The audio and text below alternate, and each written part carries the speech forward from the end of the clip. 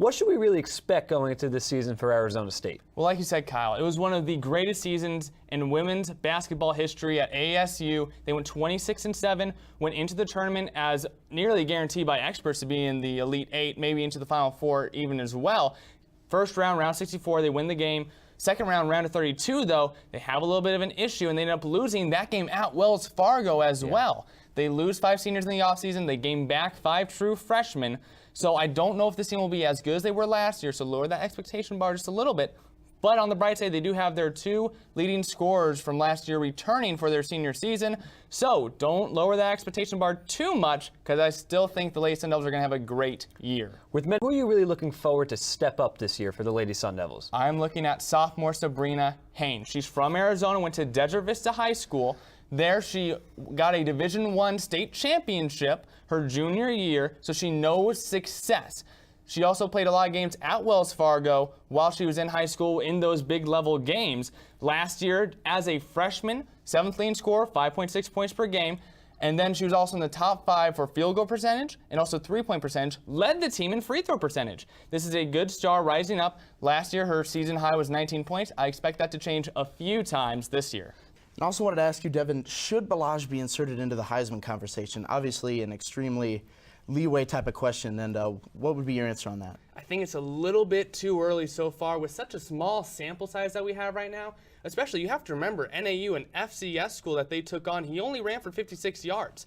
Last year's Heisman Trophy winner, Derrick Henry, he averaged almost 150 yards for 2,200 yards in total. Right now, Balaj doesn't even have 100 yards per game. So it's a little bit too early, and also all eyes right now are still on Deshaun Watson, Christian McCaffrey, who was runner-up last year, as well as possibly Leonard Fournette if he can bounce back again at LSU. Will Manny Wilkins continue to improve as the season progresses? Absolutely. The great thing about young quarterbacks, especially ones that were redshirted, is that they have time to watch on the bench and that they are able to improve, and there's only up for them. So he's definitely been doing that, and I think that the NAU to Texas Tech game really showed that he has improved, and I think we're going to keep on seeing that for the young redshirt sophomore. And then Cal is 4th in passing defense in the Pac-12. So win or lose that Cal game in a couple of weeks, he's really going to learn both on the ground and in the air things about himself and about the team either way. They just came off a sloppy loss against Colorado the other day. What can they really do to clean up their play? I really think they need to attack more on the offensive end. In the second half, they had 4 corner kicks, but they only had 2 shot attempts on the entire first half, which means that on their corner kicks, which should be a great way to be able to get at least a shot attempt, they weren't converting that into an attempt.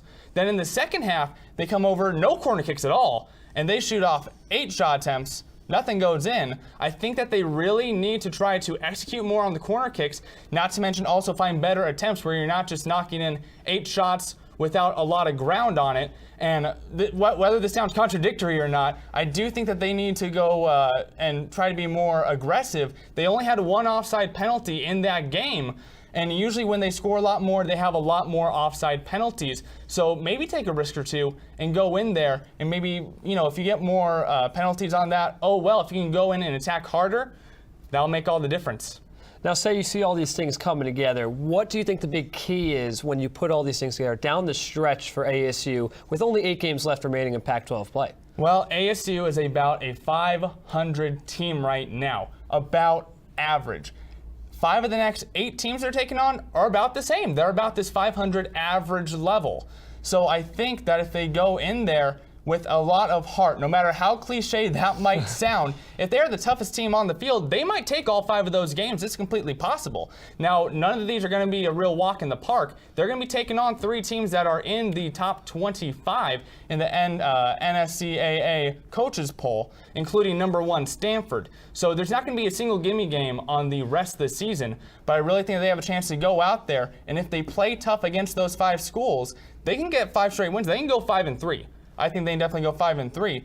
And then with that momentum carrying forward, I think that they can give a little something to those 3 top schools. I think they're going at least 5-3, and with a little bit of hustle, they might even be able to better that.